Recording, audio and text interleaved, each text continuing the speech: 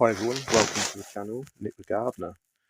So today I'm going to be turning some compost, and first of all I thought I'd let you know that I was filming this through my drone, and I thought I had the volume and the sound all sorted out at home, but then when I tried to do it at the allotment, obviously the sound didn't work. So this is my first ever voiceover, so hopefully it comes out okay. So at the moment I'm just removing the compost lids and saying that it's advantageous if you can cover your compost bins during the winter time, keeping the excess moisture out and keep the heat in. So I'm just removing all the bricks now. I weighted it down quite a lot during the last few storms. Previous years, when I haven't been so vigilant, the actual lids have blown off, and luckily they haven't damaged anyone else's sheds or anything like that. Okay, let's go for a closer look. I'll spin you around. So on the top here I've got all these long canes from the hollyhocks. Probably going to snip those up, make them a little bit smaller, but they have rotted down already on the surface. As you can see in the corner there, I think that's rat activity. There used to be voles in here, but that looks a bit big for a vole. But I'm not too worried about the rats at the moment. I'm going to turn it, so hopefully that should disrupt them a bit. Yeah, so this pile here, this big one, half of it down at the bottom here is almost finished compost, and it's probably up to the join there where it's all the new materials. I added some grass clippings to this top little section here about a week or so ago, and the temperature started to rise up now, which I thought it was cooling down, but it's actually just on the rise. But basically all the temperature is at the top, so I want to mix it and get it put down in here, and yeah, incorporate a bit of air, maybe pop a bit of moisture in it. It looks a little bit dry over here, but hopefully that should get it to decompose quite quickly. You don't have to turn your compost. Slow's just as good, if not better, than fast compost. And but to turn it, you want to turn it so it doesn't go anaerobic, and you want to turn your pile maybe at least once. I'll try and turn mine maybe 4 or 5 times throughout the whole time, because I'm constantly adding stuff, and lots of grass clippings, so I have to turn it quite frequently, but you don't have to do that. So anyway, let's get turning. I'm probably just going to mix this stuff around here a bit first.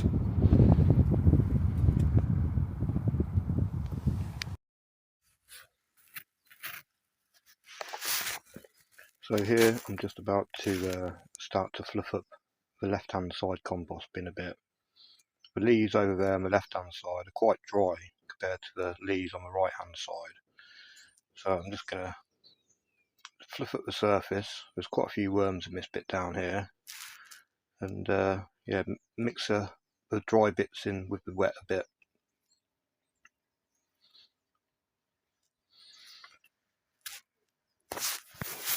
So all the materials in this bit I'm fluffing around at the moment was mostly the waste from the allotment plot to the left hand side of mine. The two people there, they had weeded it all and everything. They had a big pile of waste which they were going to go take it up to the recycling centre at Sixfields, but I just said pop it all in my compost bin, and which is got the leaf mould in. I mean, I turned it into this middle one a couple of months ago now and piled all the leaves on it. I mean, I turned the leaves into the left hand one. So just here I'm starting to chop up the big hollyhock stems just to increase the surface area. You want to get the bits of the stuff that you're putting into your compost as fine as possible. So if you can mow up any leaves, grass clippings, stuff like that, make it smaller, put it through a shredder, anything really, just to get the bits as small as possible to help increase the surface area so the microbes and the bacteria can all start to get to work a bit quicker. So what I'm going to try and do is get bits from the outside and add it into the middle, and fluff it up as much as possible.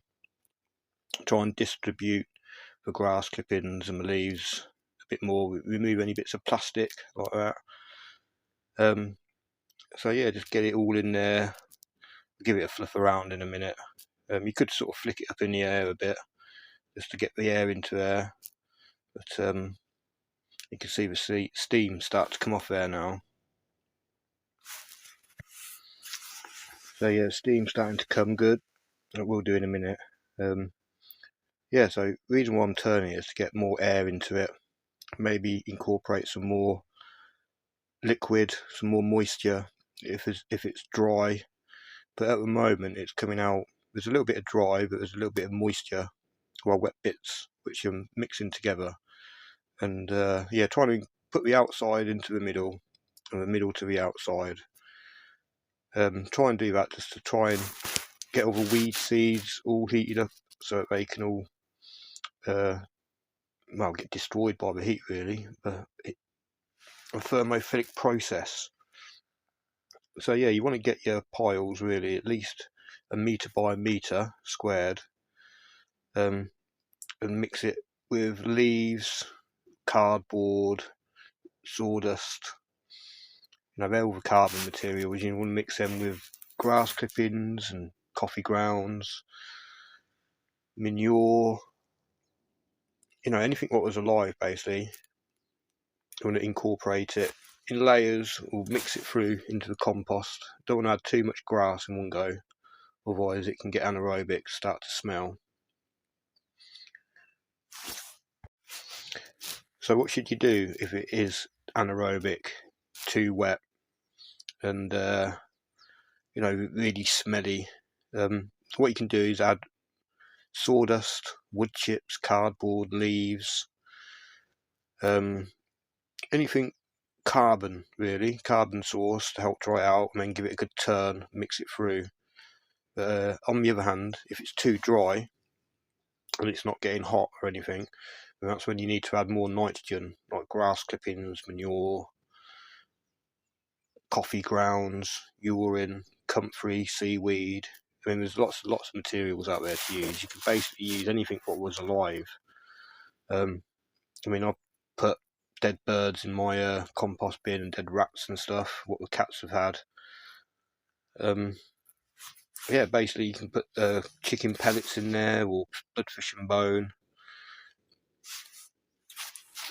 So kitchen scraps are also excellent source of materials to add to your compost bins. Eggshells, toilet roll tubes, like I say, pretty much anything really what was alive, recently alive. So activators, something like comfrey, urine, manure, they're all pretty good to get it sort of going. You don't need a grotta or any of these compost maker things. They're just a bit of a waste of money really. One of the best things you can do is go to your local forest and just get a couple of handfuls of leaf mould from there and chuck that in there. But if you haven't got access to an ancient forest, if you've got another compost bin like I have nearby just here in my Dalek, you can just get a fork full of that, sling it in there, and that's got plenty of the bacteria and the microbes already in there, which is just going to help activate it. I mean, obviously it's going to be activated lower down in the pile, but it's good to get it mixed all the way through. I've got plenty of worms in this compost as well. I added worms to my compost pretty much as soon as I got the plot 2.5 years ago, and there's red wrigglers all throughout. Because I've got wood chips on my pathways, several compost bins, and I've got an in-ground worm bin as well. There's just worms absolutely everywhere, and although the compost does get hot, the worms will migrate to the cooler areas of the pile where they're happy. Don't seem to have a problem with it really, but I think I'm just showing a bit there where there's some worms and that. So in the compost bin with worms and everything, they do like a certain amount of moisture, and the compost bin has to be a certain amount of moisture as well. So when you're doing your compost, mixing it and all that, you should get a couple of handfuls, make a little ball out of it, squeeze it together, and see how many drips of water come out of it. Ideally, you only want 1 or 2 drips to come out. I did the squeeze test on this one, and there was quite a few drips come out, so I'm not actually going to add any water to this pile. I'm not going to add any extra materials either, like any extra dried leaves, because there were dry pockets in the compost. So now that I've mixed it all thoroughly, hopefully these wet pockets and the dry pockets will sort of equal each other out, and as the temperature heats up anyway and there's lots of steam being produced, it will lose moisture anyway. So although it's quite wet at the moment, I'm not too worried about that. I've got plenty of leaves in the leaf mould bin just to the left hand side there, just with the white covering over. So next time when I come to turn it, which probably won't be till next year now, we'll see what the moisture is then, and I'll probably have some more leaves. Sorry about that, we're at a new angle because my little drone, the Hover Air X1, it's only got little batteries in, it only lasts about 10 minutes, but because it's battling with the wind, it's run out of battery quite quick. So I was just testing it out, see how it would work with my microphone from my DJI mic through my new mobile phone, and it's taken me quite a while to figure out, because I'm not technically gifted. It's taken me a little while to figure out how to work it all. I could get it to record on the normal autonomous little modes like Follow Me or Orbit and stuff like that, but it wouldn't record me on the sound on the manual, where I could get the drone into position and then talk how I wanted. I could never, it wouldn't let me do that, but this morning I fiddled with it all and that and managed to work it out. So it's a beautiful day, the weather was nice and calm and that, so I thought I'd get out and do a video with it while I could. You have to let me know if it's any good. So yeah, just like I say, getting some air into this. Any big twigs I'll take out for now, but I know there is some big branches in there. So bits from the edge into the middle, these dry bits, they'll all get moist now in there.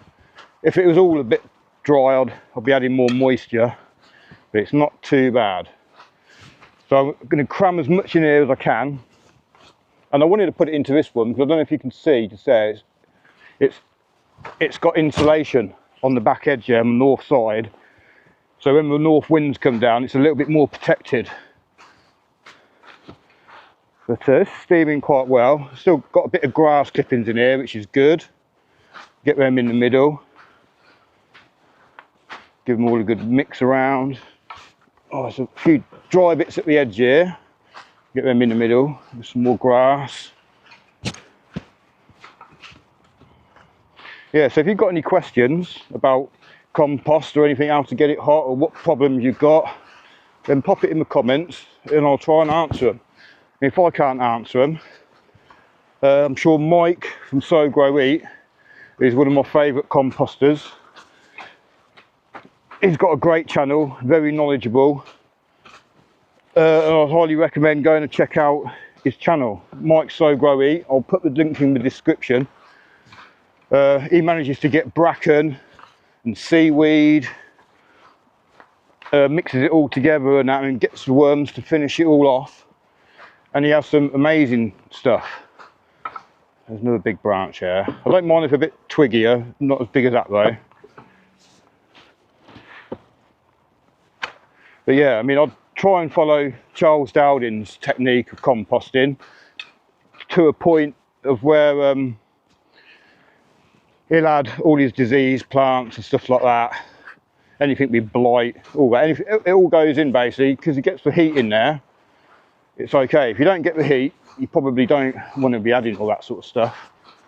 And obviously food, the rats and all that sort of stuff. I mean, it's going to be very difficult to keep rats out of your compost bin unless you've lined them with some sort of fine wire mesh.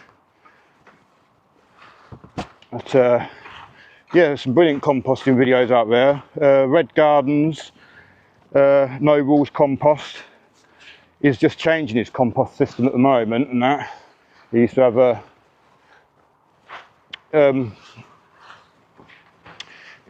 communal compost where about 20 different families used to add all their waste to it. Yeah, Gardener Scott. In fact, I'm going to put all the good composting videos in the description, because Gardener Scott's got some good ones. Mike, like I say, he's got good ones. Peggy and Sandra, if you're into your vermicomposting, they've got some great videos on that. I mean, there's lots of different ways to compost. There's bokashi, I haven't even tried that. But, oh, there's my asparagus spears coming through. That's going to add a little bit of air into it.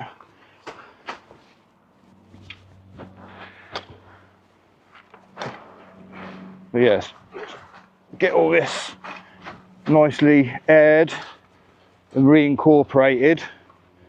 And once I get down to the decent stuff at the bottom, I might then, there's one bed I haven't actually topped up with any compost yet, and that's the one with all the broccoli still growing, so I wouldn't mind to give that a little bit of a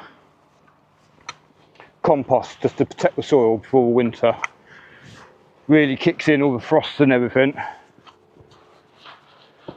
But it's starting to get down to some right matted stuff now, so this is where you want to really incorporate as much air into it.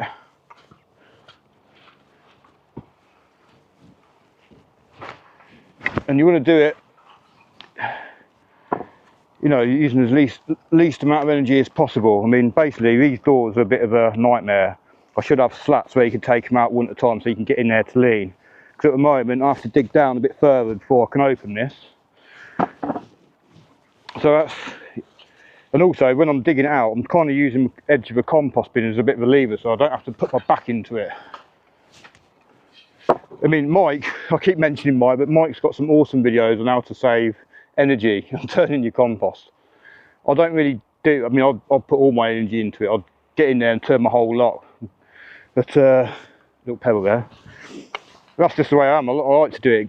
You know, some people just want to get it done and whatever you'll do, they've got loads to do. They haven't got time to do what I do. So they just want to get in there and get it done, and taking a third out of it, moving it around and popping it back in. But yeah, I'll put some links to Mike's videos in the description. Definitely want to check him out, he's very knowledgeable. Right, all this stuff on here has got some white bacteria on it. I think it's because it's got too hot. I can't remember what it's called off the top of my head. Ancetamites or something like that. I'm sure someone in the description, or sorry, in the comments, will give me the proper word for it. But yeah, that's it's looking all right. It just needs a bit of moisture. It's got too hot and it's dried out. So I'm going to try and get some damper material on top of that. But yeah, there's a bit of a wet, I'm coming up to a bit of a wet and a dry layer, so I'm trying to incorporate them both in together.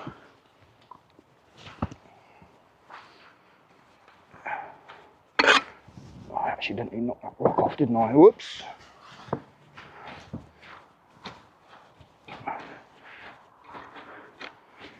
So yeah, basically making a cake, you want to get all your ingredients mixed in nicely. So it tastes good, or you get the best product at the end.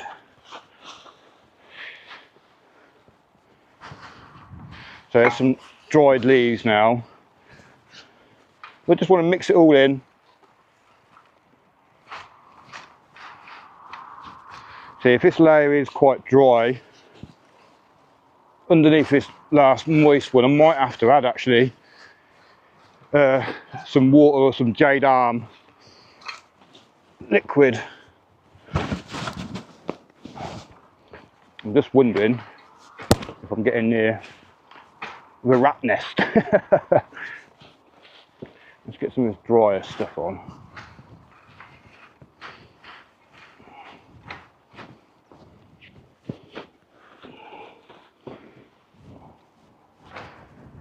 Yeah, it's looking pretty good.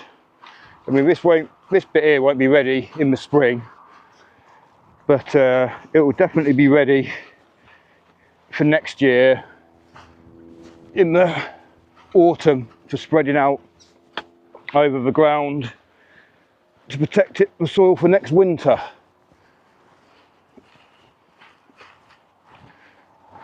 So I'm trying to get some damp stuff on top of that dry stuff now. So there was a little layer of dry, and now I've got back to another layer of wet, so let's give it all a good mix in. All these big clumps, get the air in there. And we're getting to the worms again now. And there's wood lice in there, slugs and all sorts really. The more the merrier.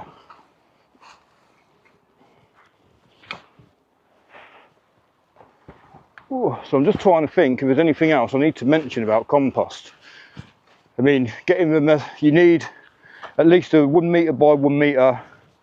Well, actually, I'll say that. I actually did manage to get my 220 litre Dalek into a thermophilic area to a temperature range, but it was only there for a couple of days. And once it gets to that temperature and the material starts to shrink, you really have to keep on adding more and more material. So you can get a Dalek hot in the thermophilic range, but you just have to keep feeding it and turning it every couple of days really.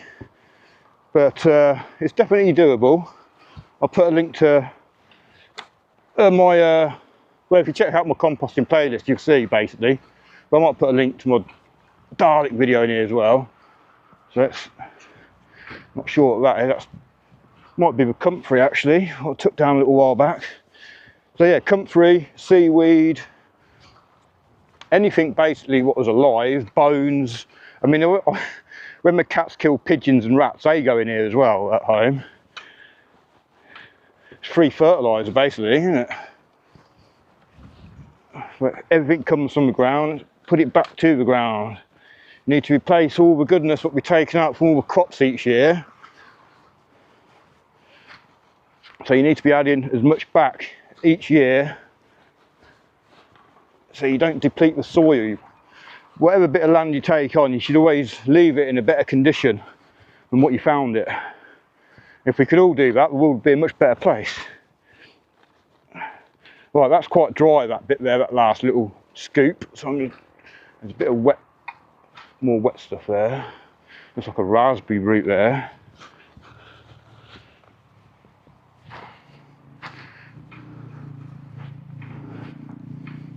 Yeah, there's loads of worms in this bit.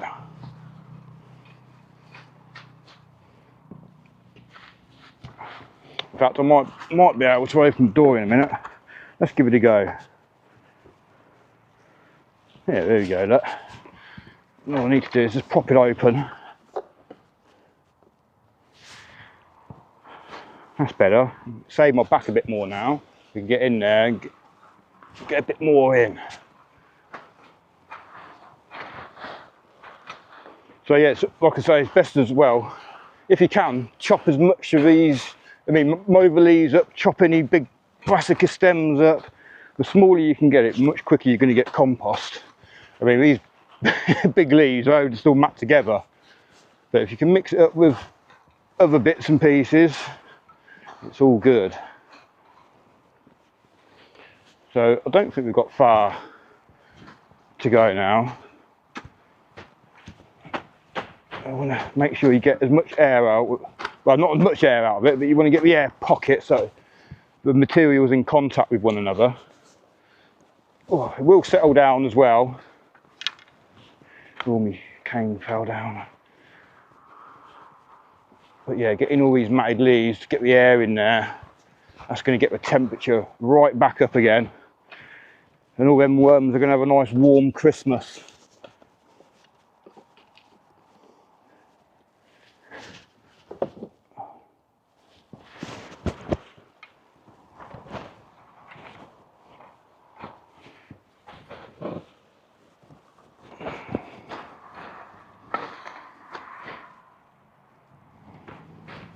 Yeah, so write down in the comments how your compost pile's doing, if you bother turning it, what you find best. I mean, everyone's different, we all have different capabilities, ages and what have you. I mean, I used to turn this quite a lot, But this last 9 weeks so I've had a bad elbow and I can't get in there so much, but it's finally getting better now. Now, being able to give it a bit more of a break from working on it every day, digging, hedge cutting, everything. But yeah, I mean, this is mostly sort of leaf mould on this bit here.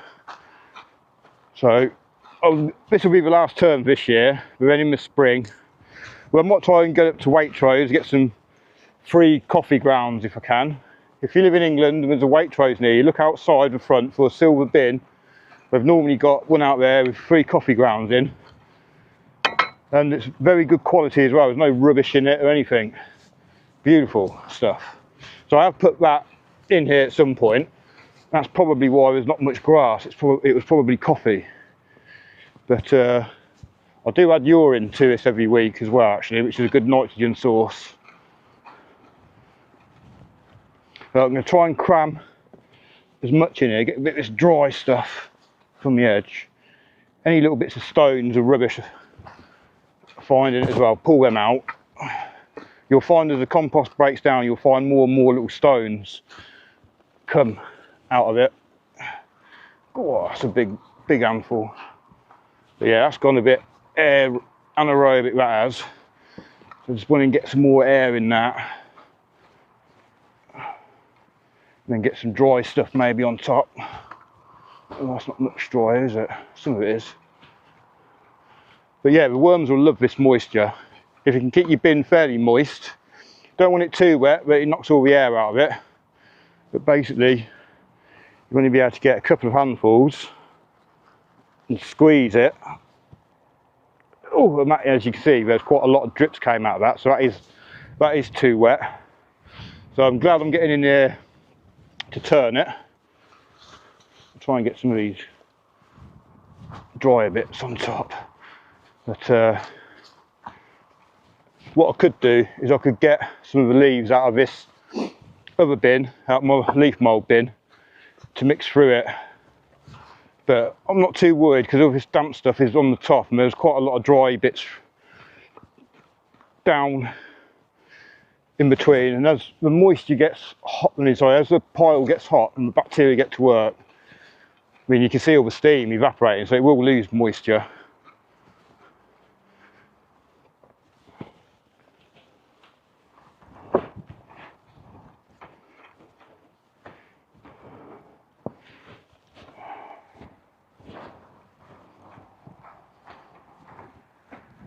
It's all looking pretty good.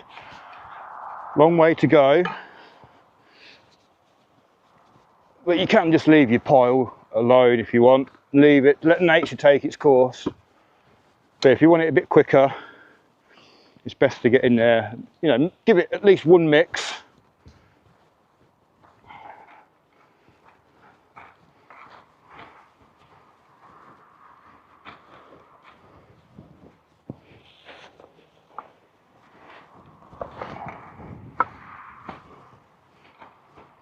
Plenty of worms in this bit.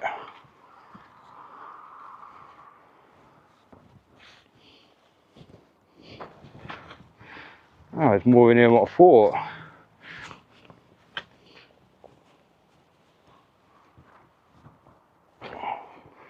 Yeah, it's definitely very wet down at the bottom there. Even though there's so many leaves, which you would have thought would take loads to get wet, but I mean, it has been raining like, well, mother.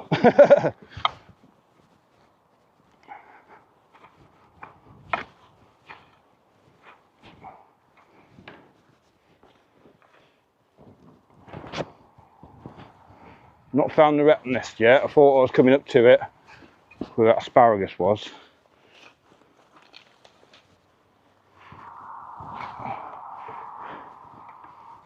So there's quite a lot of worms in that bit, some nasturtium there. So I don't think I'm going to get that much more in here. So I'm going to call it a day almost, I think. This will sink down as the air gets knocked out of it.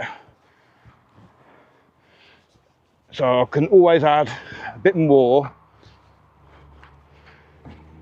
when I've got a bit more room in there, because I want to get to the compost under here, like I say, to put around by the brassicas. But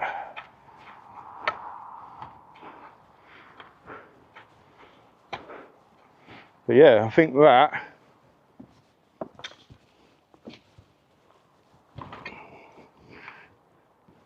might be about it soon. Try and get some of these drier bits. Okay, yeah, I mean you can line your compost with cardboard. That'll help keep the heat and the moisture in. But I've got corrugated steel on mine, or corrugated iron, whatever it is, which is already on the plot when I took it over. We'll get a bit more in there.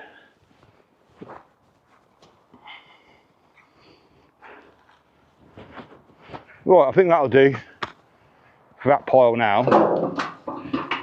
I'll get the lid on it. Try and tuck that bit under there. Right, so that's that turned anyway for now. I'm going to get the rest of these bricks back on here. Get the lid settled down. And I'm going to pick a couple of carrots and found a bit of broccoli, what I missed yesterday. So I'll bring you back in a sec. Right, that's the compost turned anyway for the time being. Put the lids back on it. Yeah, so that's got that lid on it. It's emptied quite a lot now.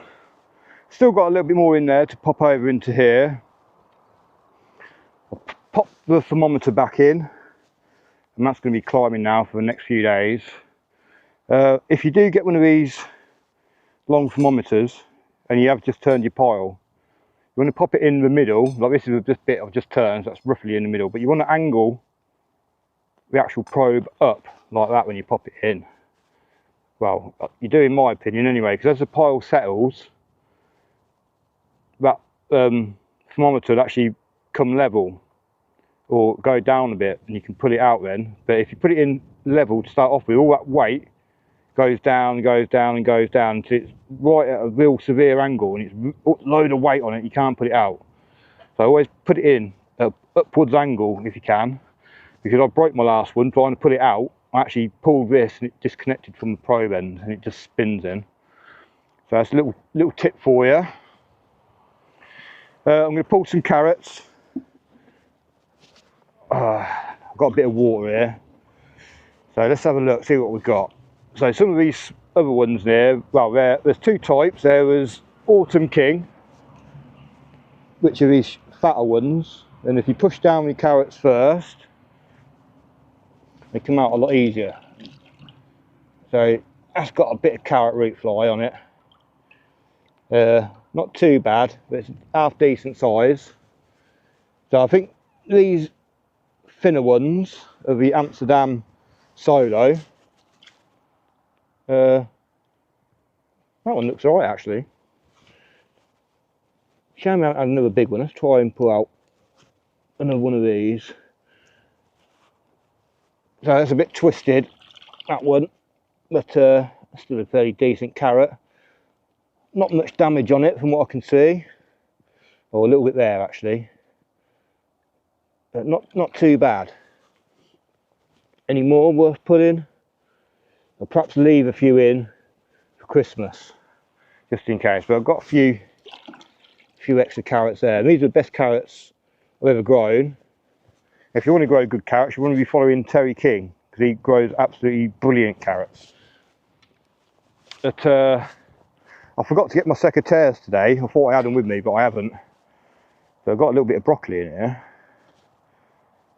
I'm just going to try and snip it off with these big secateurs if I can get in there. I'll pop you down for a minute and I'll see. And let me spin you around. I'll pop you on the floor. Oh, I'm sorry, spin you around. See if you can see what I'm doing. Oh, I could snap them off, couldn't I? What am I doing? Get a bit of your man knit. But yeah, just some nice little florets here. They're quite quite nice actually. I'll leave these smaller ones on here. That one's gone over a bit there, look. But yeah, they might fatten up a bit. I've got some more over this other side. Let's have a quick look. So I think I saw some on this side as well.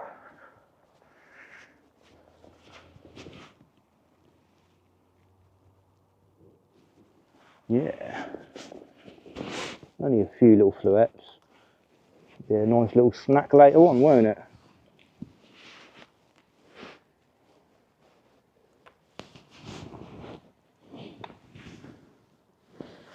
Yeah, so that's that harvested. There's a few more little ones on there.